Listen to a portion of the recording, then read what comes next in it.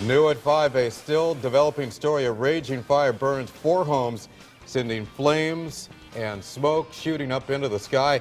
It could be seen for miles, especially along very busy I-95. Good evening, everybody. I'm Keith Koontz. I'm Ann Nyberg. Darren and Ann are off tonight. The fire in Bridgeport broke out after lunchtime. Numerous calls and emails from viewers came in. The fire was on Hanover Street. 4 homes went up, and 2 of the houses were the scenes of previous fires. Let's get you right out to the scene live with News 8's Jason Newton. Jason. Yeah, Keith, that's right. As a matter of fact, when we were coming down I-95 South a few hours ago when the fire was still raging, there's not a cloud in the sky today, so you could see the plumes of smoke from miles away as far as the eye could see here in Bridgeport. We're on the 300 block of Hanover Street, not far from the interstate, but if you want to take a look behind me, we still have an active scene. The flames are out now, but if you see where there's a big empty space, that's where it all started. That used to be a building there, a multifamily house. It's where we're told that the flames started. Now, it spread to the house on the left, as you can tell. That's soon to come down as well. We had the first structure where it actually started collapse completely to the ground. The one to the left is soon to collapse. The building to the left of that, they think they can save. There were 4 structures in all. 3 of the 4 are going to be a total loss here. And we know that at least 2 of them had tenants living in them at the time. So crews here in Bridgeport still dousing some of the hot spots in the area. You see the firemen still out here with the water, just trying to take care of some of these hot spots.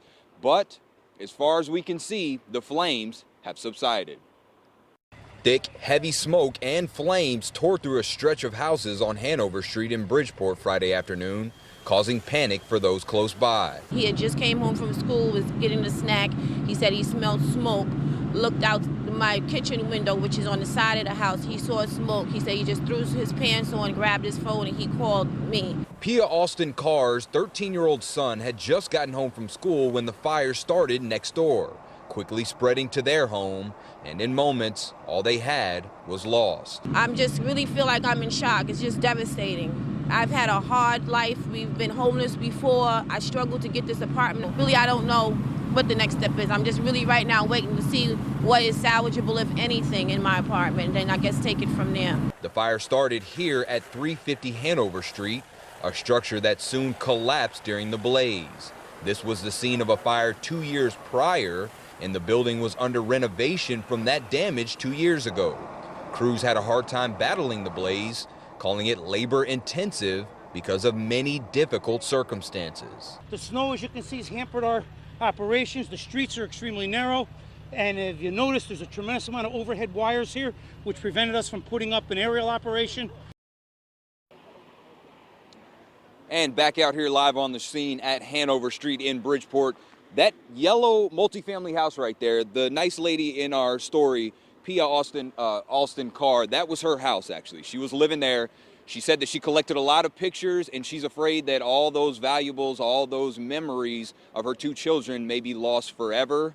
Again, it started in the house right next to hers that is now collapsed completely, and the building on the left is also going to be a total loss. We had 4 structures in all. 3 of them will be a total loss. Still no word on exactly what started the blaze here today, but Bridgeport Fire Department tells me that they did get word that there may have been some renovation crews in one of those empty buildings, but they do not have any of those reports confirmed at this time. That's the very latest live here in Bridgeport tonight. Jason Newton, News 8.